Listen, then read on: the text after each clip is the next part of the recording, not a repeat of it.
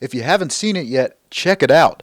The White House webpage has a really cool graphic illustration of the proposed 2012 budget, the one that has an estimated $3.7 trillion in spending. You might notice that net interest takes up a significant chunk of the graphic. It's 6.31% of the spending. Basically, we're throwing tons of money into not debt, but it's interest.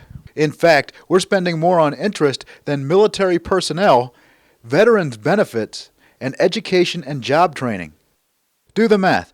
6.31% of $3.7 trillion is roughly $235 billion. This means we're spending an amount of money that is more than the GDP of oil-rich United Arab Emirates. And it's only on interest. Think about it. 309 million people in America. $235 billion in interest alone. The House Republicans passed a continuing resolution that funds the government for the rest of the year, cutting $61 billion from the budget.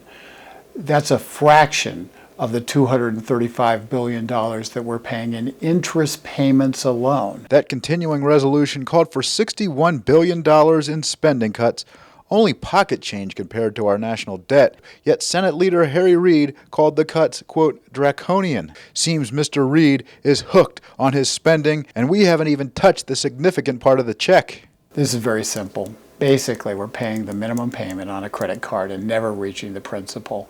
In this case, the principal is $14 trillion, and we're adding to it every day. By the way, there's another concern about paying our bills. Remember, interest grows. That interest payment's going to get even larger before we begin being able to cut into it. That's a credit card bill that we don't want to leave to our children.